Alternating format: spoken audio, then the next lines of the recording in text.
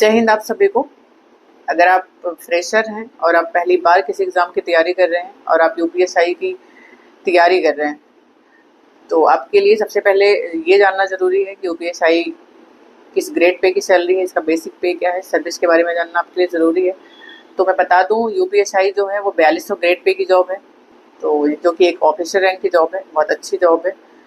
और पहला डाउट ये है सभी का कि इसमें सैलरी नहीं मिलती थी पहले, लेकिन अब आपको पूरी सैलरी ट्रेनिंग में दी जाती है। जो मेरा बैच आया था, हमें पूरी सैलरी मिली थी। जो हमारे से पहले बैच आया था वो कोर्ट केस वगैरह हुआ था, फिर उसके बाद से पूरी सैलरी मिलने लगी है। तो जब आपकी ट्रेनिंग होगी तो आपको भी पूरी सैलरी मिलेगी। तो ये तो होगी आपकी सैलरी और ग्रेड पे की बात। दूसरा डाउट ये है कि हमारे जो मार्कशीट है उसमें ग्रेस लगा हुआ है, बैक लगा हुआ है, तो हम क्या, या हम थर्ड डिवीज़न पास है, हमारे इतने परसेंटेज हैं, तो क्या हम एलिजिबल होंगे? तो जब मैं बता दूं आपको कि यूपीएसआई का फॉर्म अप्लाई करने के लिए आपके पास ग्रेजुएशन की डिग्री होनी चाहिए और आप पास होने चाहिए। आप फर्स्ट पास है, सेकंड डिवीज़न था, किसी भी डिवीज़न से पास है, कोई फ़र्क नहीं है। और दूसरा, आपकी जो एज है वो मिनिमम 21 साल होनी चाहिए। और आप ग्रेजुएट, चाहे आप बीए की हो, बीएससी की हो, बीटेक की हो, कुछ भी हो, बस ग्रेजुएशन की आपके पास डिग्री होनी चाहिए। ये आपका पहला डाउट है। और दूसरा डाउट ये है कि हम कितने घंटे पढ़ें, क्योंकि जो पहले पढ़ चुके हैं, पहले तैयारी कर चुके हैं, उनके अकॉर्डिंग हम बहुत पीछे हैं।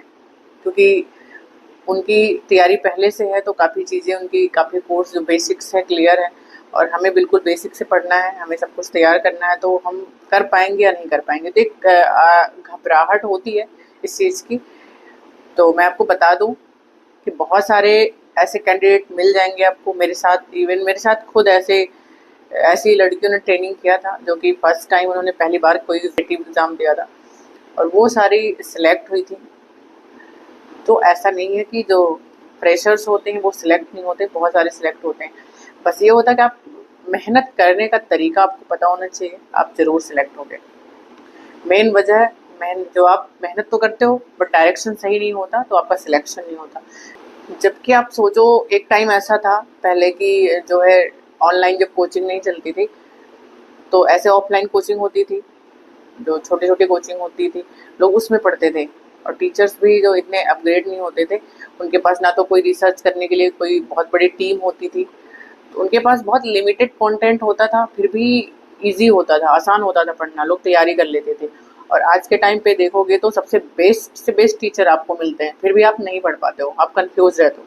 पहले अगर आप यूपीएसआई की तैयारी कर रहे हैं तो आपको इसके सिलेबस के बारे में पता होना चाहिए। तो सबसे पहले आप सिलेबस उठाएं और सिलेबस देखें, और इसके बाद आप सिलेबस लिख के रख लें अपने सामने। डेली आपको पता होना चाहिए कि ऐसा कोई टॉपिक तो नहीं छूट रहा जो कि मैं नहीं पढ़ रहा हूँ या मेरे से छूट रहा। तो आप सिलेबस पहले देखें।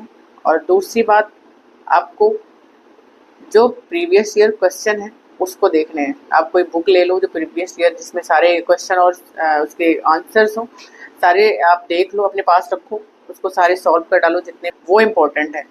इसके बाद आप हर सब्जेक्ट के कोई एक या दो बुक रखो। ऐसा नहीं है कि आप जो बताता जाए, आप किसी से भी सजेशन लो, आप किसी से पूछो, कोई सिलेक्टेड हो या कोई ऐसे ही पढ़ रहा हो, कोई आपको सजेस्ट करे कि आप ये बुक ले लो, बहुत अच्छी है, इनकी बुक बहुत अच्छी है, तो इस चक्कर में आप 2 बुक 3 बुक खरीद लो। ऐसा करने से कोई फायदा नहीं है। तो आपको क्या करना है, आप रीजनिंग की और मैथ की एक एक बुक लो। और दूसरी चीज़, रीजनिंग और मैथ की एक एक बुक लो। और हिंदी की आप राजपाल यादव, लुसेंट आदित्य, इनमें से कोई भी 2 बुक आप ले सकते हो। मैं, मेरे हिसाब से मैं आपको सजेस्ट करूँगी कि आप 2 बुक ले सकते हो।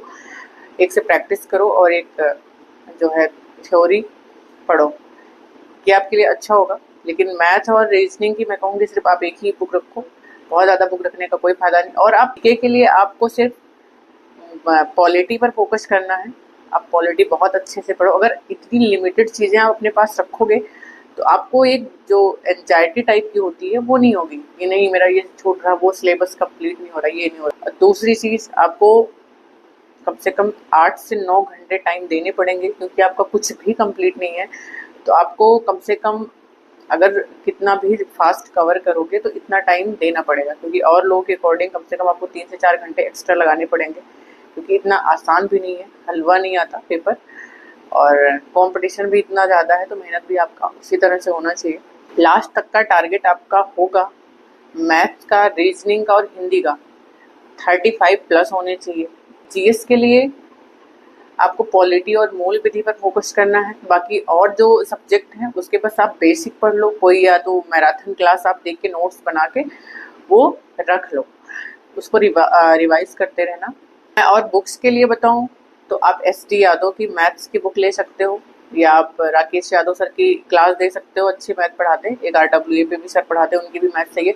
तो कोई एक ऑप्शन आप सिलेक्ट करो, ऐसा नहीं कि सारे अच्छा पढ़ाते हैं तो हम सबका लेंगे।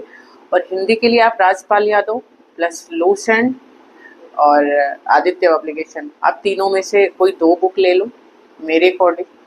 और आप मूल विधि के लिए घटना चक्र ले सकते हो, बढ़िया ऑप्शन है। पॉलिटी के लिए आप घटना चक्र और परीक्षावाड़ी ले सकते हो, दोनों में से कोई एक बुक ले लो। बहुत ज़्यादा बुक रखने से कोई फ़ायदा नहीं है।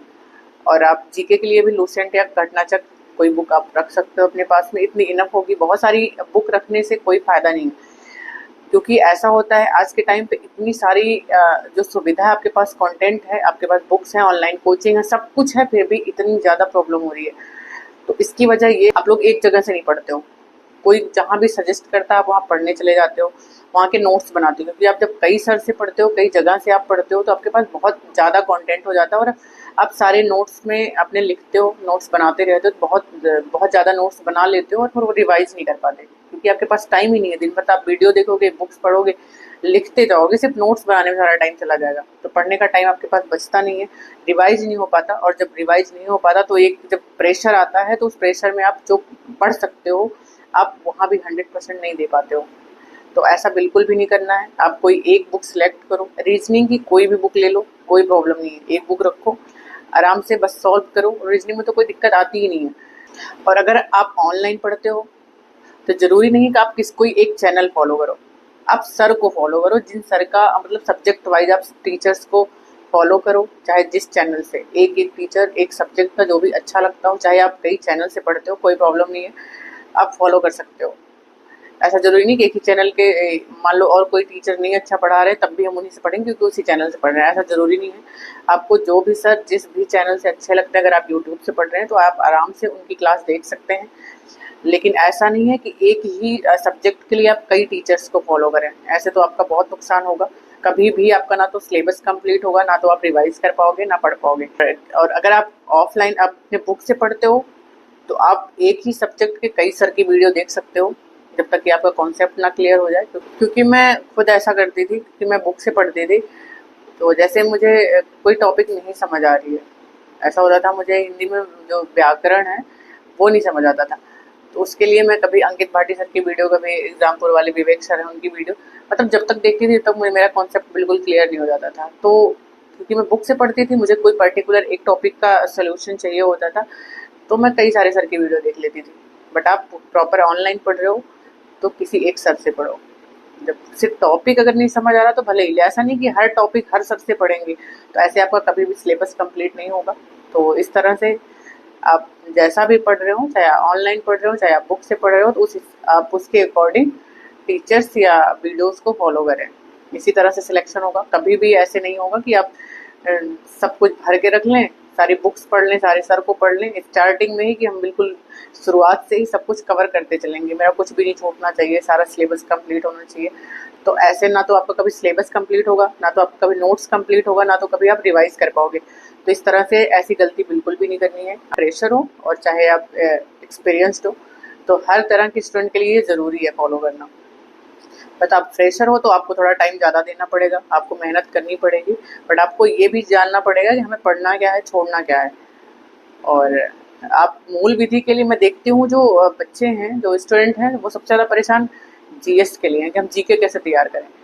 जबकि आपको जीएस के लिए इतना ज़्यादा परेशान होने की ज़रूरत नहीं है, क्योंकि हमारा टाइम जीएस में पढ़ने में लगा देते हो और सारे सब्जेक्ट इस वजह से वीक रह जाते हैं। जीएस में तो नंबर आपका वैसे भी बहुत गेन नहीं होता किसी का, आप बहुत मुश्किल से, बहुत कितनी भी मेहनत करोगे 25 से 30 सही होते हैं।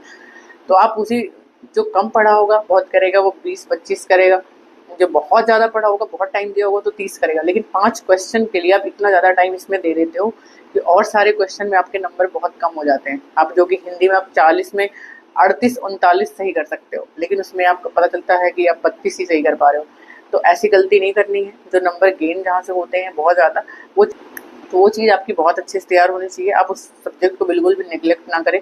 आपके मैथ और रीजनिंग और जो हिंदी है उसमें काफ़ी अच्छा नंबर गेन होता है। हर कोई 35 प्लस कर लेता, मतलब जिसको सिलेक्शन लेना होता है।